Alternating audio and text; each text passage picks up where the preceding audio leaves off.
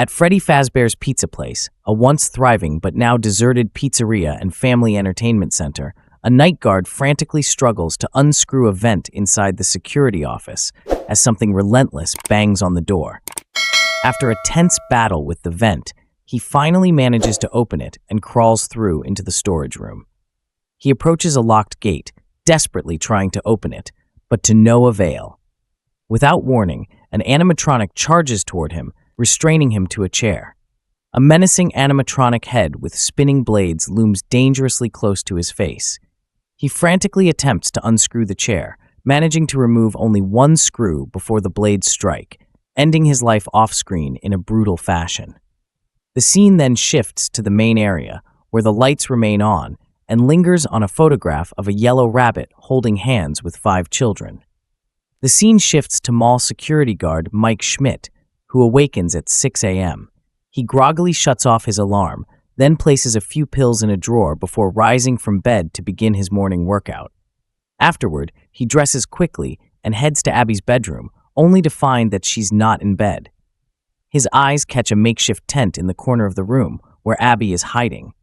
He calls out to her once more, but she remains silent. Growing frustrated, he approaches the tent and shakes it. Abby finally emerges, calling him a jerk. Mike, unfazed, reminds her that he needs to leave for work and that she has 5 minutes to get dressed. In response, she tosses a teddy bear at him in defiance. The scene transitions to Mike's coworker, Jeremiah, who is sitting with a book titled Dream Theory. He reads aloud, and though the dreamer remains asleep, he walks through memory as if experiencing it for the first time anew, no longer a passenger, but an active participant. Jeremiah chuckles and asks, "Is this for real?" Mike, without missing a beat, replies, "Some people think so. It all depends on what you believe." Jeremiah, intrigued, then comments on how he wishes he could be part of such a scenario and asks if he can keep the book. Mike gives him a firm no, reaching out to take the book back from him. Later, Mike heads to the ice cream parties area, standing behind a woman who orders a walnut fudge, but with the fudge on the side so it won't melt the ice cream, plus whipped cream on top and 3 cherries. As Mike waits, his gaze drifts to a young boy standing nearby. However, his attention is quickly diverted when Cindy, behind the counter, asks if he's ready to order. She offers him as usual, to which he agrees. Just as he's about to pay, Mike notices the young boy being led away by a stranger.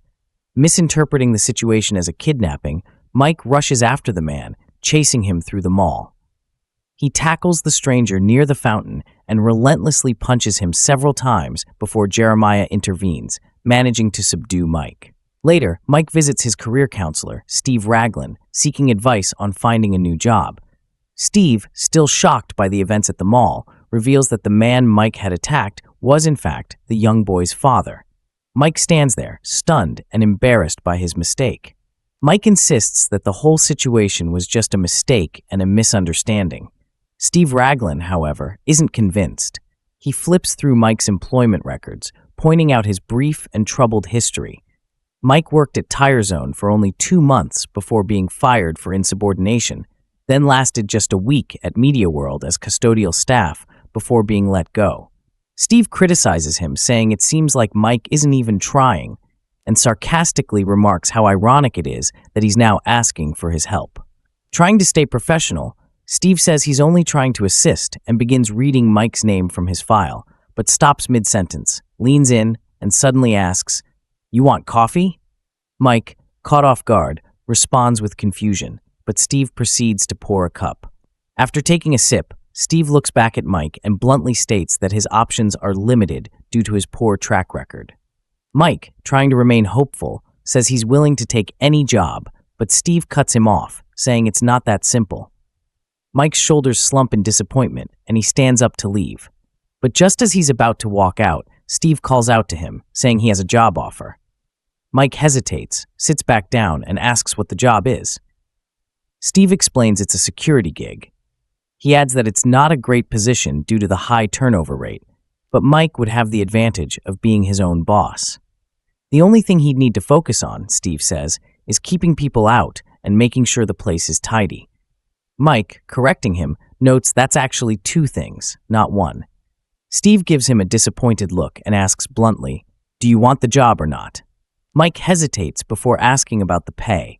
Steve answers, "It's not great, and the hours are worse."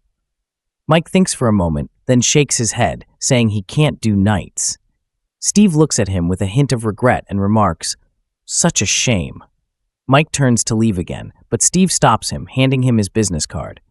"Call me if you change your mind," he says, leaving Mike with something to think about. Mike returns home, his frustration clear as he rips up a paper about overdue rent payments.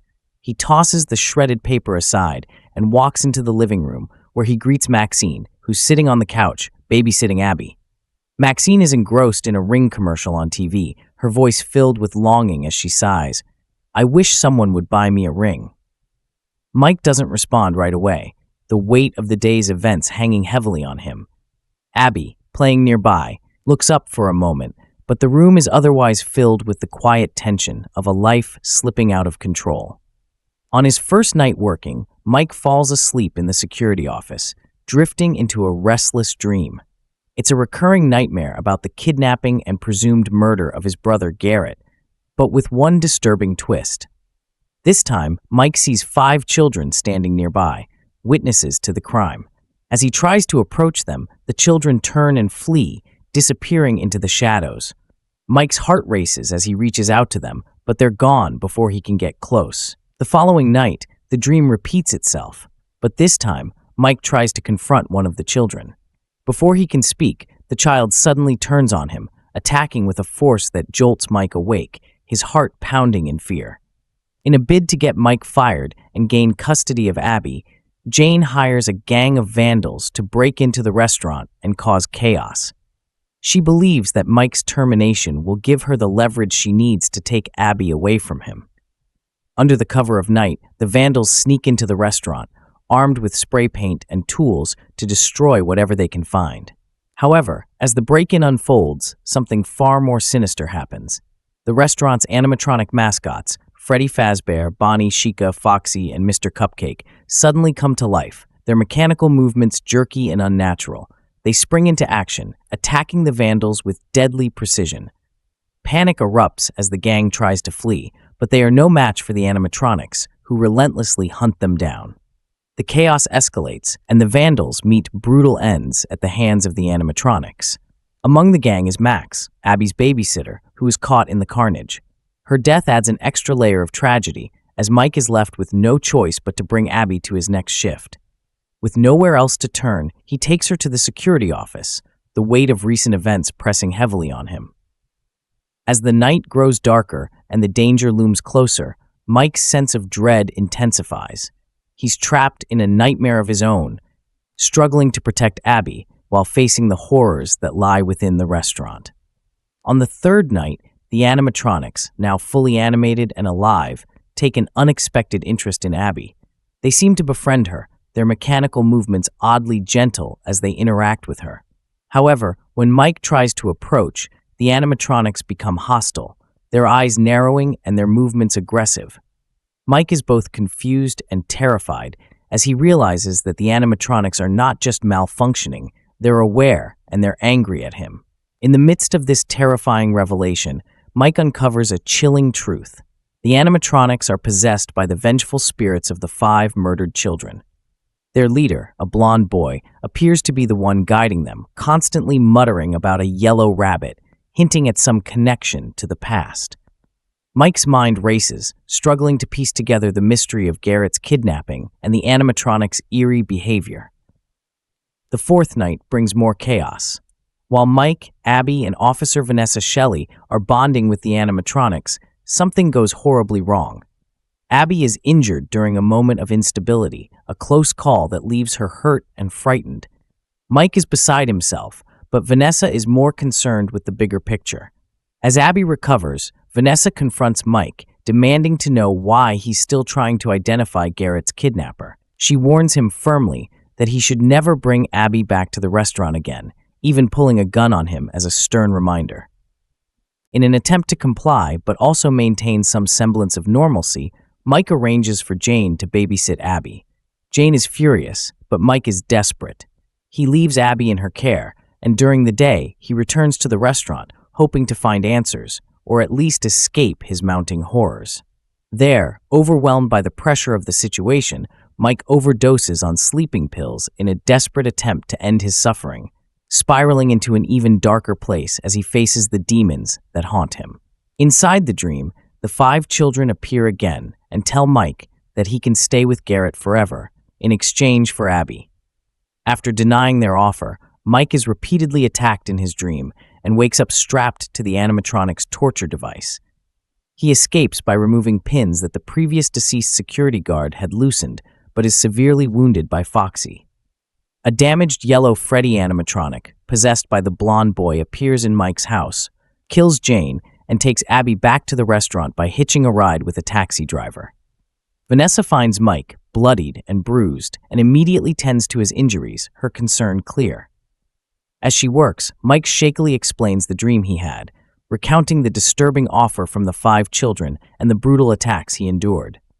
With a grim expression, Vanessa listens carefully, then reveals a chilling truth. She is the daughter of William Afton, the notorious serial killer responsible for the murders of Garrett and the 5 children. Vanessa explains that her father hid their bodies inside the animatronics, and their souls have been trapped under his twisted control ever since. Horrified, Mike realizes the full extent of the nightmare he's been living. He quickly deduces that William is now planning to murder Abby, just as he did with the others.